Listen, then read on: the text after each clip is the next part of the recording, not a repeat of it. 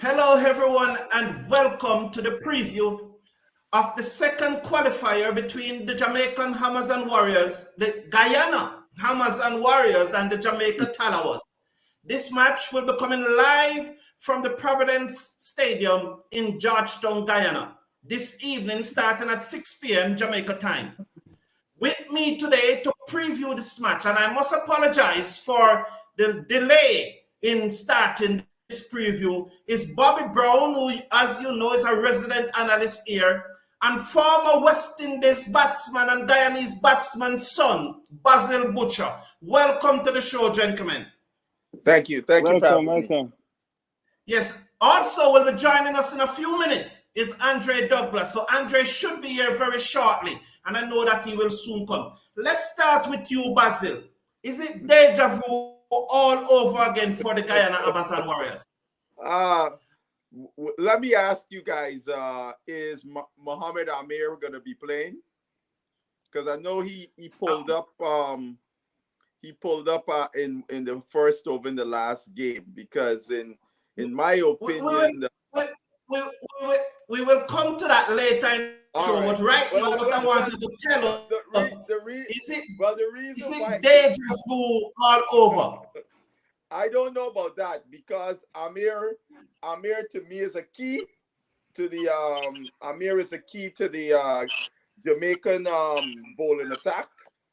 And Guyana this time around, Guyana's batting is so top heavy, right? Because I was just looking at some stats where Hetmyer has only faced 135 balls in 11 matches.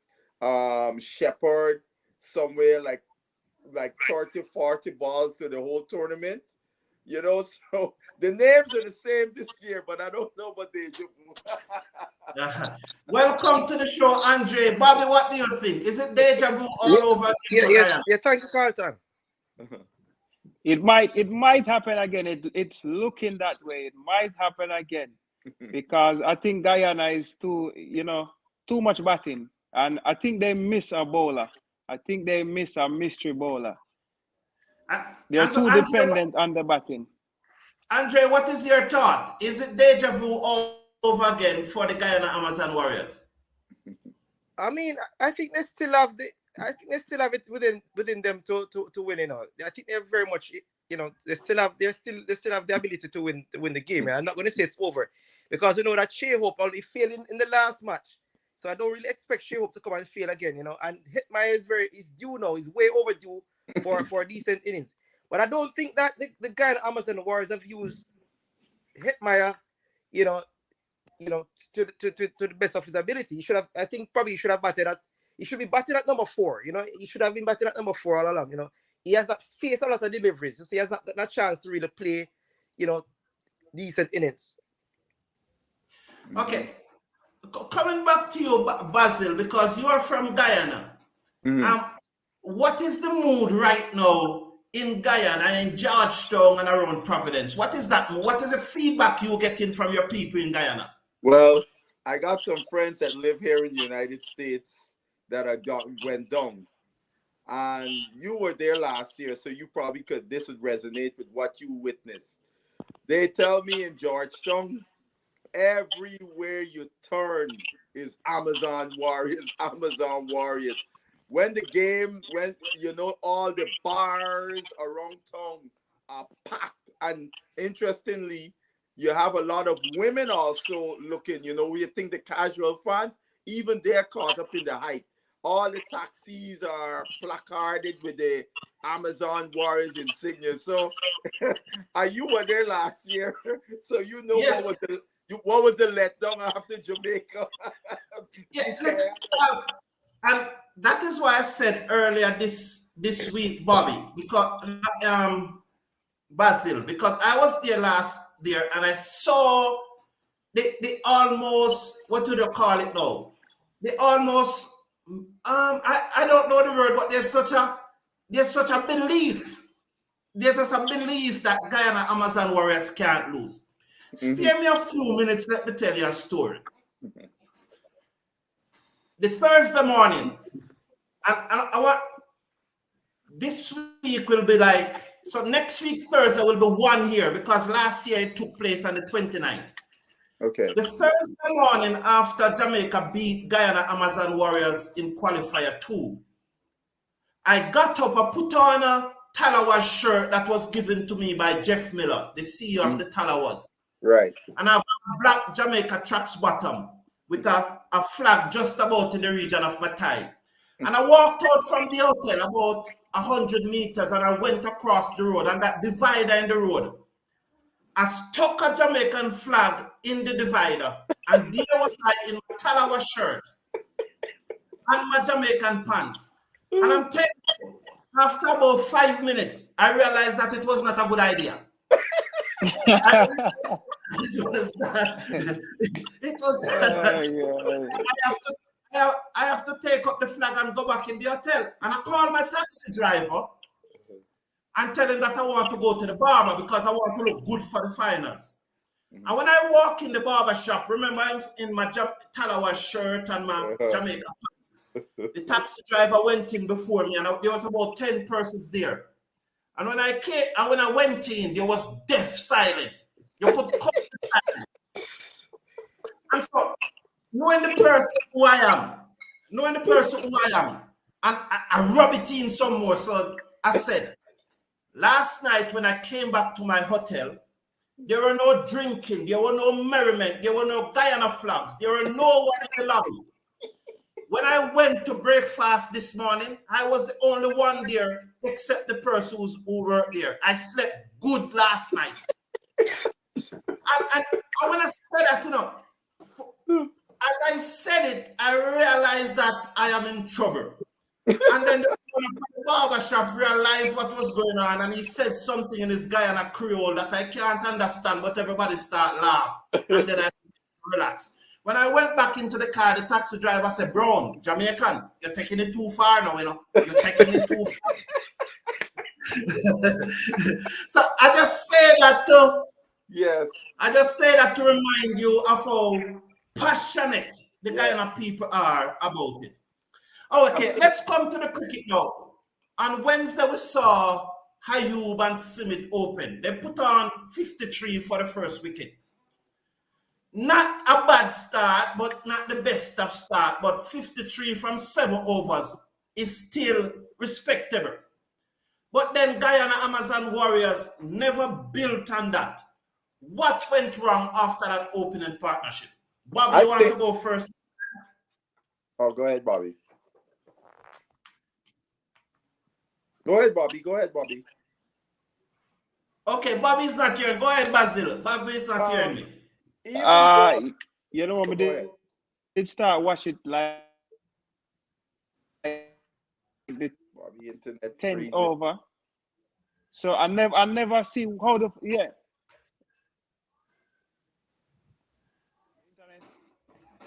Go ahead, Basil. You hear me? I think that 53 partnership was somewhat an illusion, because even though they had 53, they never were on top of the bowling. Trinidad had them under control. At no point in the entire Guyana innings, you could feel like Trinidad. I mean, the batters were on top of the Trinidad bowlers.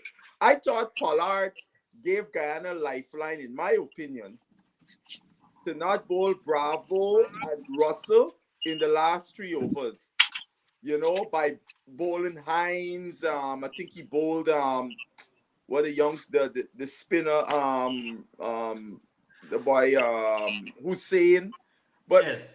I thought if he had bowled, in my view, if those 2 guys had bowled the last 3 overs, they would have strangled Guyana to less than whatever the runs were. But I don't think the start, because look, Smith looked like Smith was trying to hit the ball and he wasn't getting the ball anywhere. So there was never a flow, a momentum to that 53.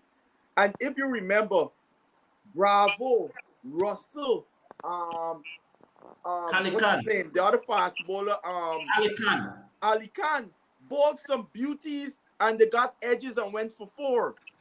They bowled some serious balls that got edges. That 53 looked good. It seemed good on paper, but there was no momentum at all to the inning as far as I was concerned throughout. Okay. What do you think went wrong, Andre?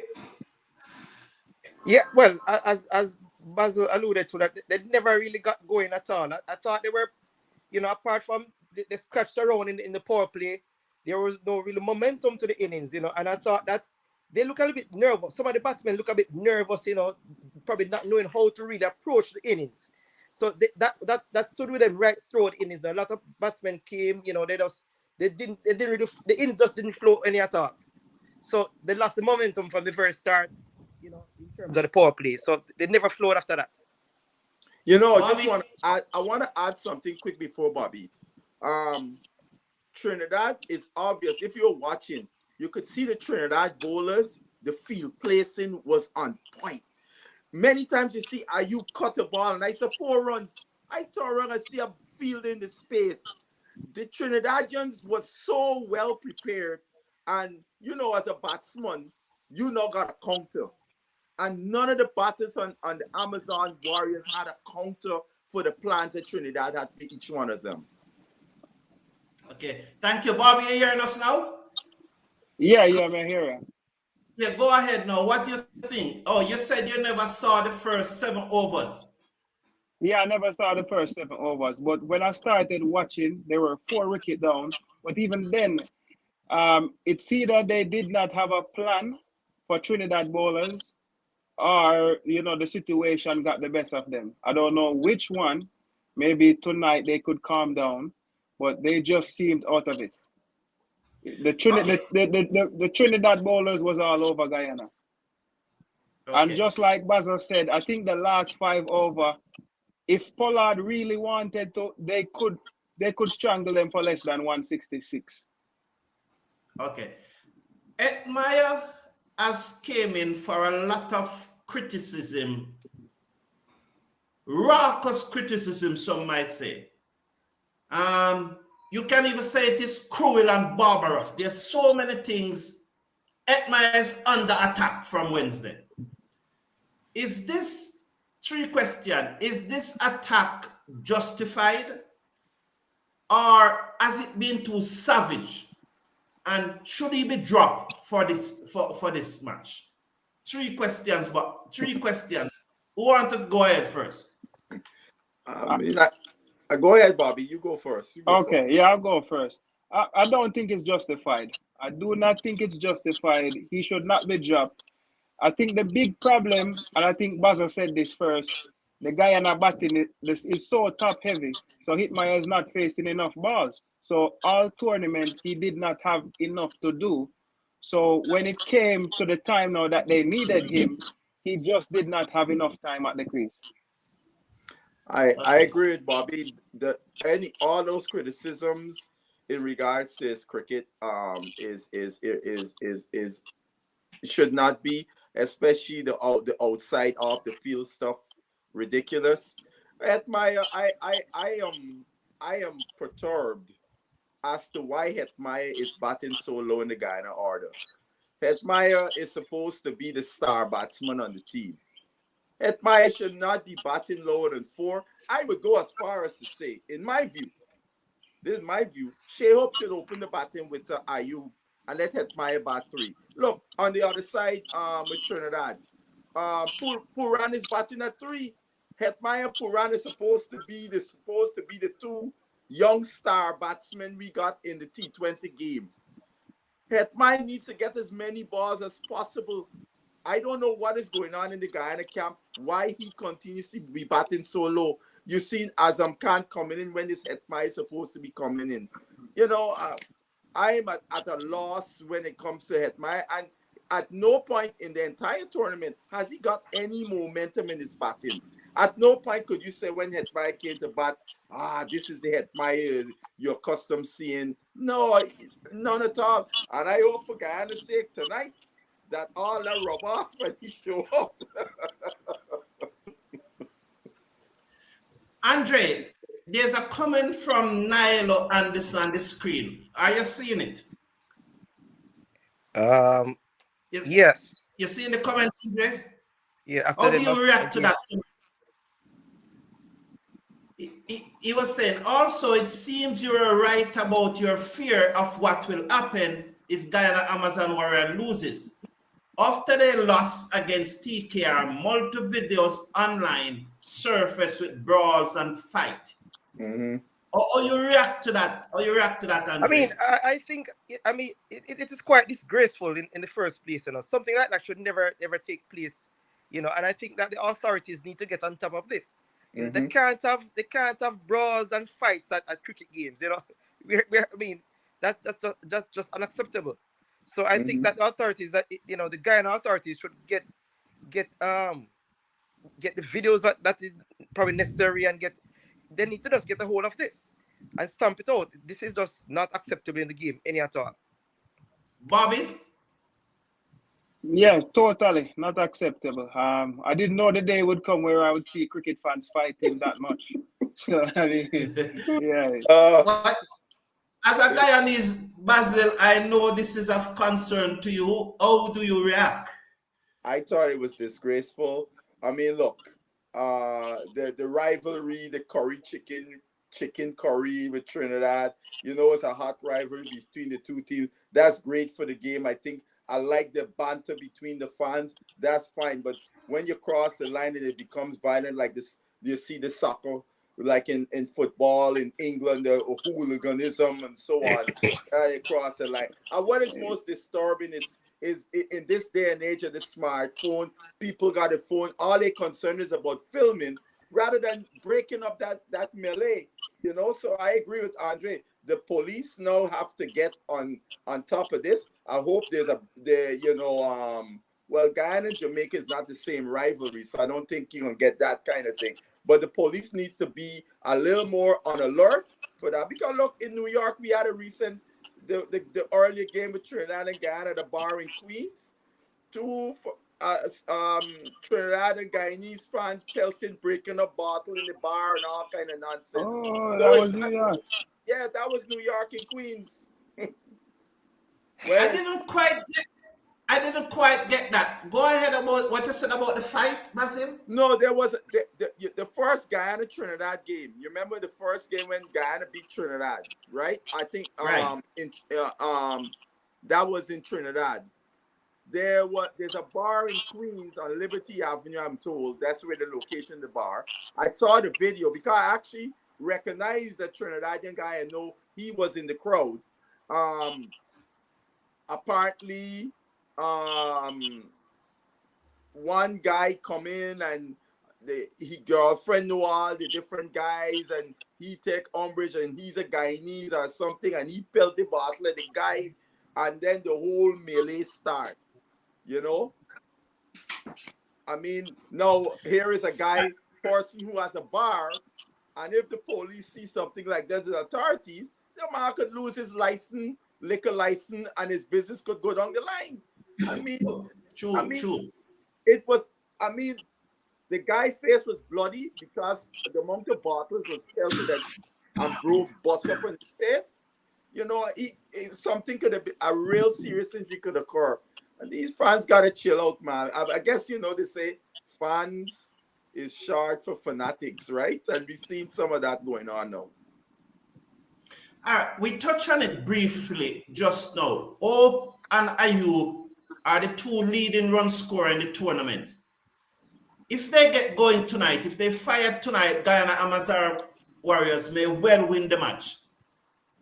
If they don't fire, however, what will happen?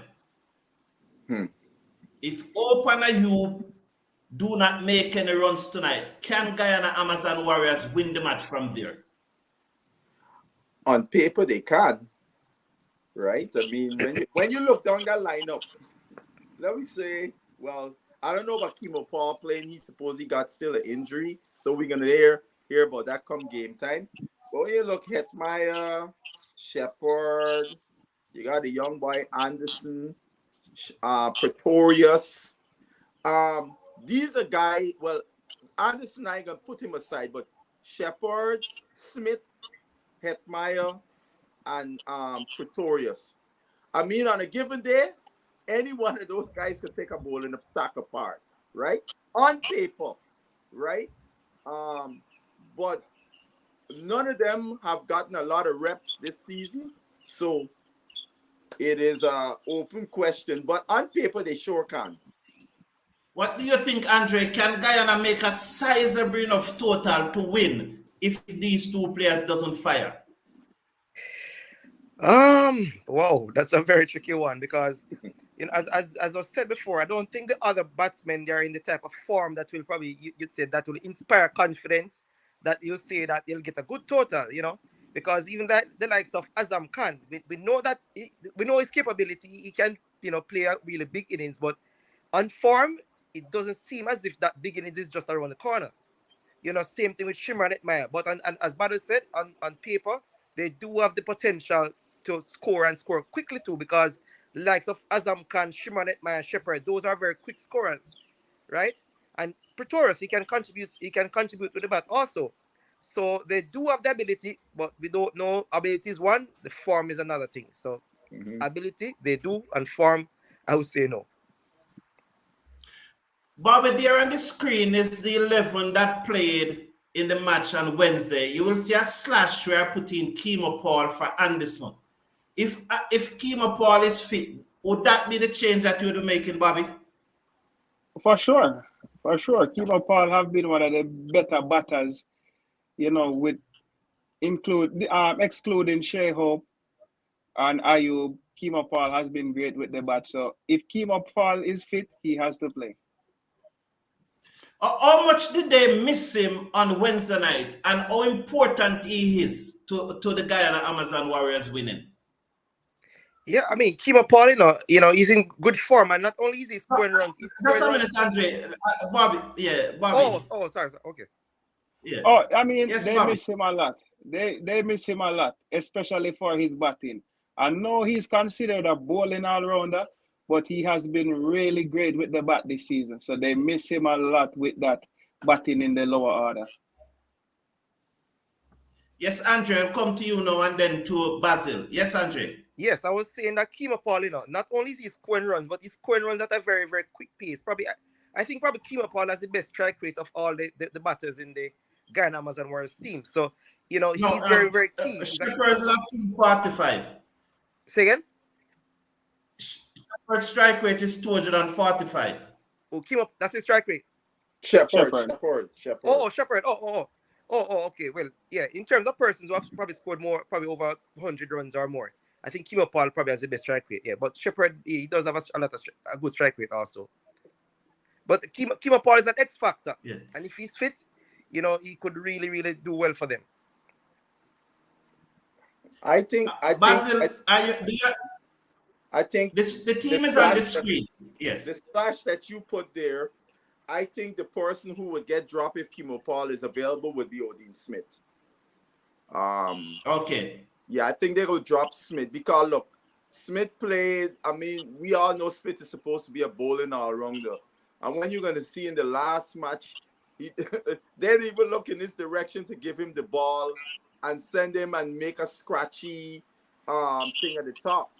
I think they might roll the dice and send young Anderson to open with Ayub and bring Paul in if Paul is available to play. I can definitely understand that. Now, to the Jamaican Tallawahs, at the beginning, I asked the question, is it deja vu again for the Guyana Amazon Warriors? In the case of Jamaica Tallawahs, is it now becoming the norm that they finish fourth in the preliminary round and go on to win the tournament? Bobby, is it becoming the norm for the Tallawahs? I think so. It's definitely looking that way. I think so because in the last 3 games they've been on blistering form. So it looks like they find their form at the end of the season. So it definitely looks that way. Andre, what do you think? Yeah, they seem to not only form, but the momentum is with Jamaica Tallawahs. And what's very important about the Jamaica Tallawahs, I said it in a earlier, I mean, on another platform, that of all the teams in the CPL, I think that the Jamaica Tallawahs they have got value for money in terms of the foreign-based players.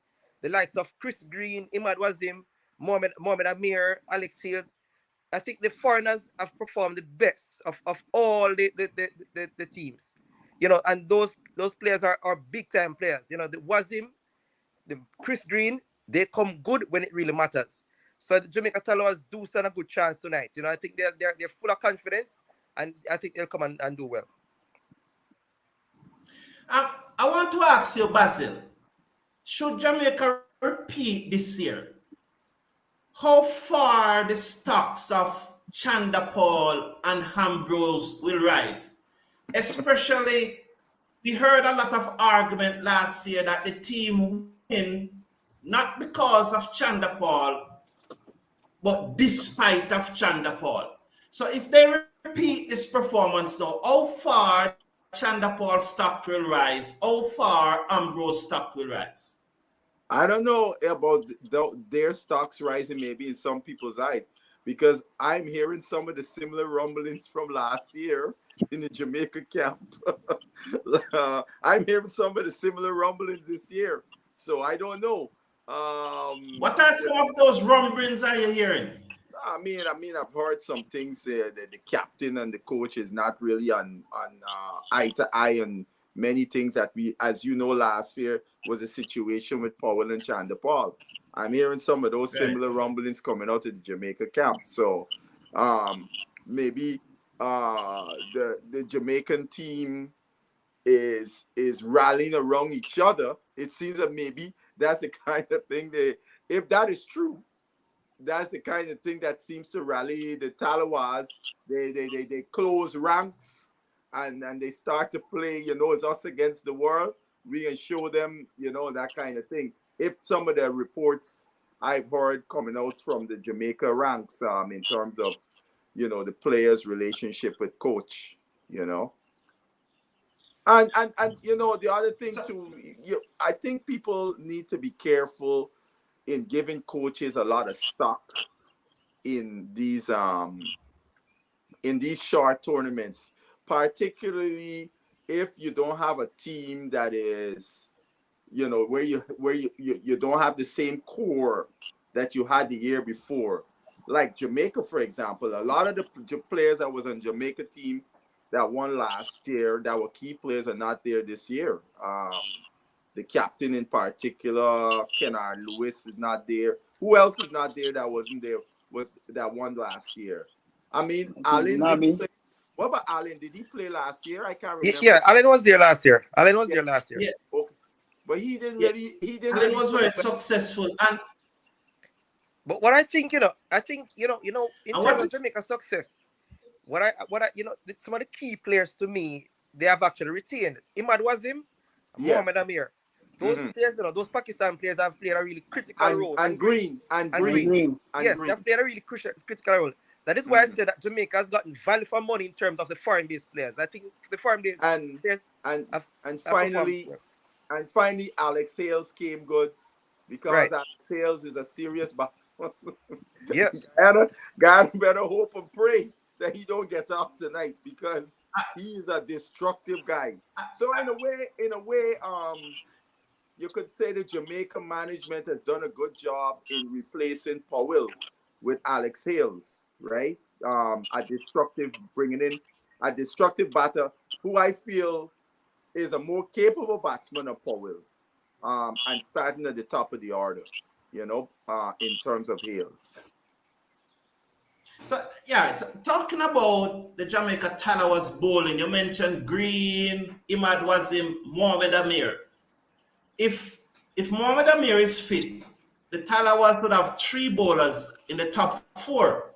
Guyana Amazon Warriors have 2 batsmen they have the lead in 2 batsmen. Can the Jamaica Tallawahs bowling win this match even if King and Ailes fail? I think so. Can the bowling? I think the Jamaica Tallawahs, those 3 bowlers, could neutralize the Guyana top 2 batters. I think Green. What do you think, Andre? Asif and Wazim. could neutralize the Guyana top batters. Yeah, most definitely. Most Andre, what you definitely, thought? Yeah, most definitely, because I think, I mean, Mohamed Amir's quality. And so too Wazim. I mean, Imad Wazim is a really quality bowler in the white ball version. And we know, and Chris Green is also capable. So I think they do have the ability to neutralize the Ayub and Shea Hope and the rest of the batting of the Guyana Amazon Warriors. Bobby, what do you think about Fabian Allen coming into form, it seems, just at this stage of the tournament once again? Very good for the Tallawahs, especially with the ball. He's been bowling good, so that's very good for the Tallawahs, you know, especially with the all-blazing attack that the Tallawahs have. So it's even more guns and guns. You know, I was told even Reaper, even Reaper. Yeah, even Reefer bowled good. And for all this tournament, I was asking why Reefer wasn't bowling. Because I think Reefer is a better bowler than he's a batsman. And Reefer should be bowling and then, put Wazim or even Fabian Allen in front of Reefer to bat. Because Fabian Allen can bat. So Fabian Allen should bat in front of Reefer. I was told... just in terms of Allen, just want to say about Allen, I was told that pitch that the Jamaica played on where Allen got the 4 wickets was the pitch, the pitch on the square that spins the most at Providence. So I don't know if that pitch is gonna be used again. One of my sources in Guyana was call me and tell me they mark out, because they checked there was, they in Guyana know all the different pitches and the characteristics, and he said they mark out, that's the pitch. And if you see, because Allen is now a guy that spins the ball a lot, but boy, he looked like he was getting some serious pitching in the right areas, and he was getting the results from off the pitch. Because look, he bowled down 3 guys. I mean, they play for the line and the ball turn and they are bowled down. Gentlemen, if you win the toss later, I would bowl first. What would you do? I bowl in first too. I don't want Andre, start with you. Yeah, I mean, based on I would bowl first based on what we have seen thus far, especially in the Trinidad game. You bowl Bobby, first. what would you do? Yeah, if you are for Jamaica case, if for me personally, I would bowl first. But I think it don't matter for Jamaica. But for Guyana have to bat last with their batting. Their bowling is weak, so Guyana have to bat last. Basil, do you agree with those sentiments? Bowl first? Yeah, because look, the juice it could becomes a factor, right? And so if you have the choice, you bowl first, bowl first, so you looking to restrict the team to as low a total, and then let your batting unit come and now go and win the game, right? So your conditions are most favorable for you when you're bowling first because of the dew factor, I think. Andre, if you are batting first, how many you need to get to win? What do you think is par score tonight, Andre? I mean, I think anything over 180, 190 will be a very good score because it's a pressure game, It's a game that you must win. So once any score over 180, 190, I think will be a very good total.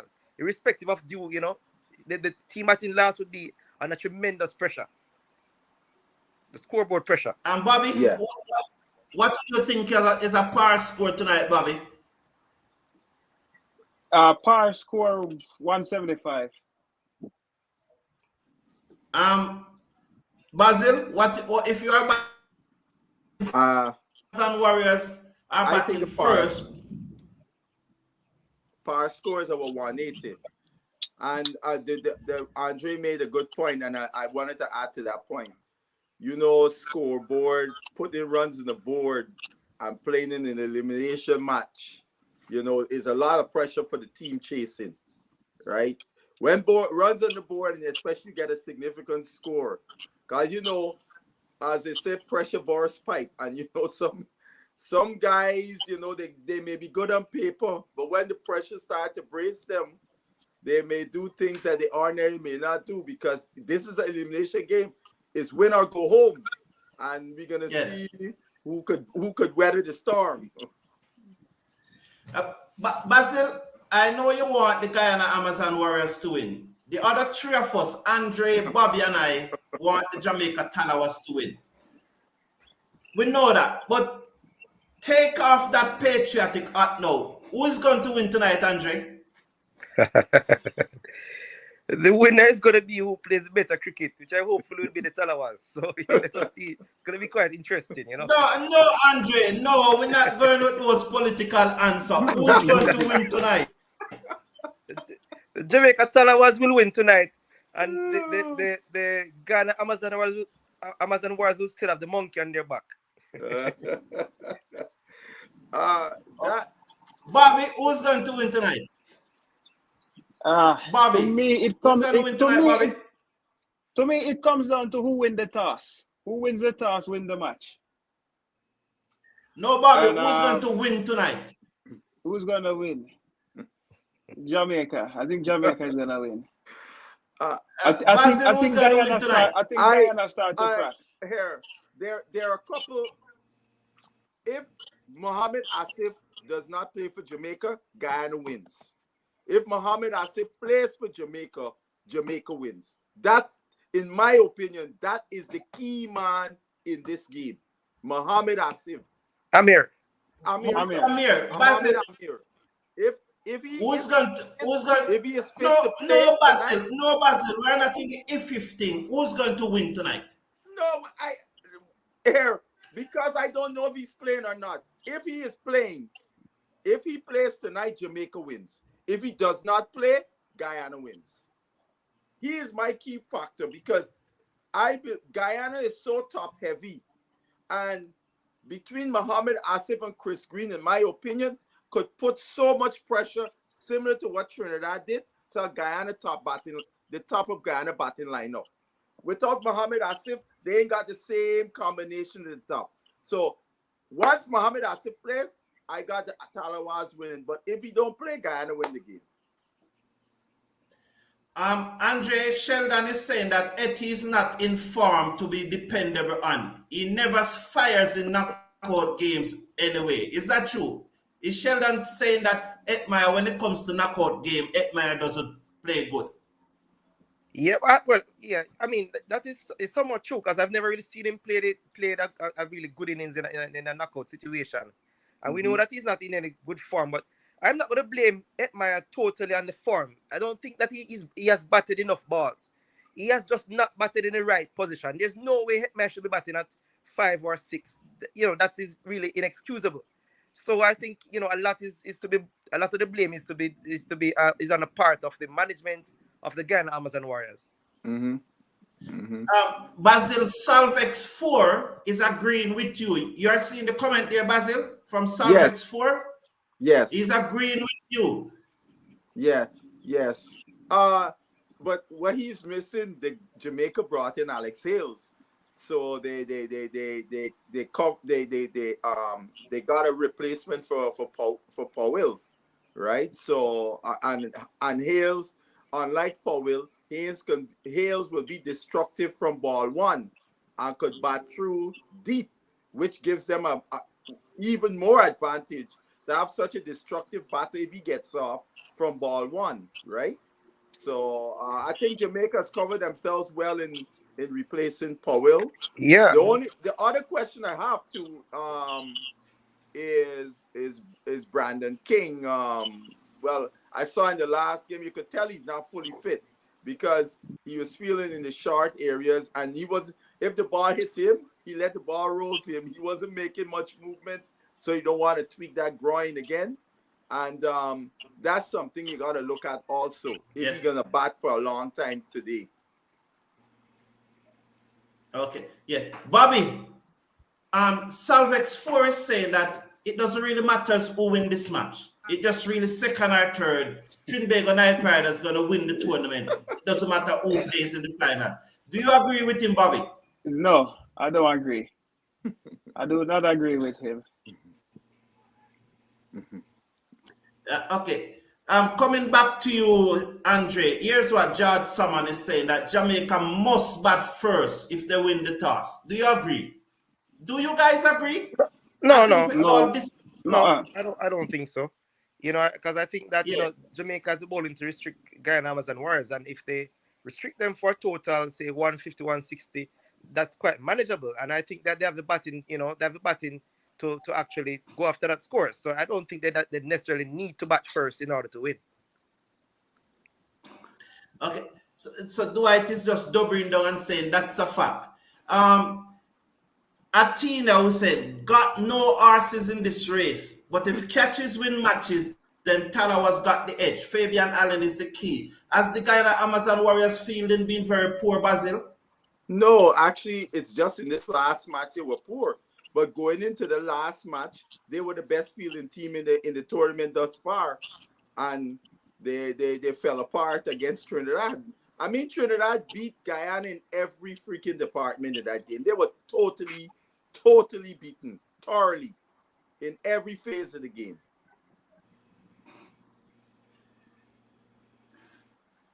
Bobby, any final comment from you, Bobby? What your final word? What you expect tonight? How you expect it to go?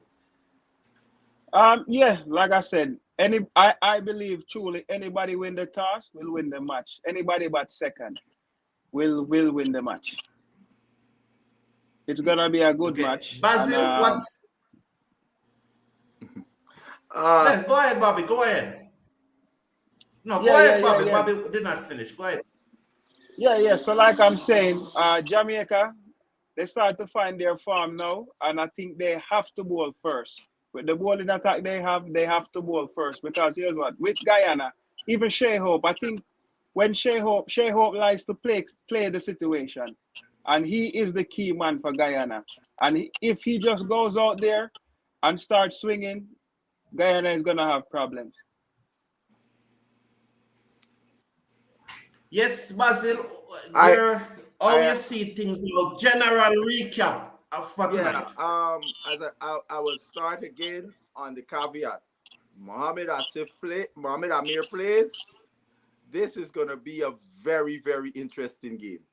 I would give Jamaica the edge with Mohamed Amir playing, because, as I said earlier, with Amir, they have the ability to squeeze Guyana from the start, right? And you know in this T20 game, the power play is such an important part of the game. And if you put a team on the back foot, and now they gotta start playing catch up throughout, you got them right where you want them. So he's a key component for the Tallawahs. I expect to see a very entertaining match. And the Tallawahs right now, again, another reason I would give the Tallawahs the edge is because they're confident. They're a very confident team. Basil, I don't cut you, Basil, but you're sure you can go back to Guyana after saying those things? Oh yes. Let me give you a story since you're talking about that. Back in 1996, our final was playing in Guyana, Trinidad against Guyana in the 50-over tournament. Well, Brian Lara is my batsman. Any team he playing for, I back him. And I decided I'm not going in the pavilion because I want cuss and make noise. So I went in one of the stands. And I was making nice with Trinidad. Here they go, Butcher, use a Guyanese. I said, no, what a Guyanese thing. Lara playing for Trinidad. I am backing the team my boy plays for. So they couldn't do me nothing. You're safe. Andre. Right. Andre, there'll be 20,000 persons spectators tonight at Providence. Only about 50 Jamaicans won't be there. How big a role is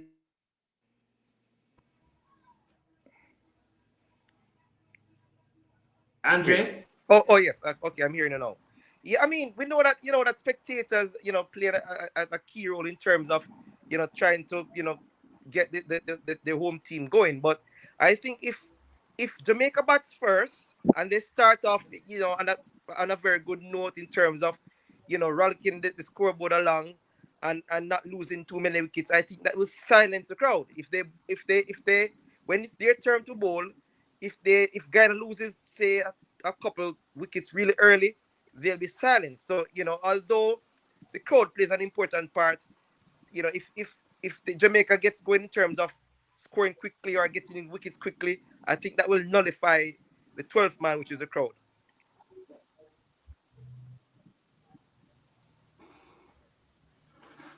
I seem to be losing Andre there. Gentlemen, I want to thank you all for being here, and it was a pleasure. I did enjoy the different opinions and the different comments. Thank you all for watching, and please remember, 140 of you watching. Please slash a like on the video and click on that subscribe button. And may the best team win later, gentlemen. Thank you, one love, and good evening. Thank you. All right. All right. Evening. Yes. Yeah, man.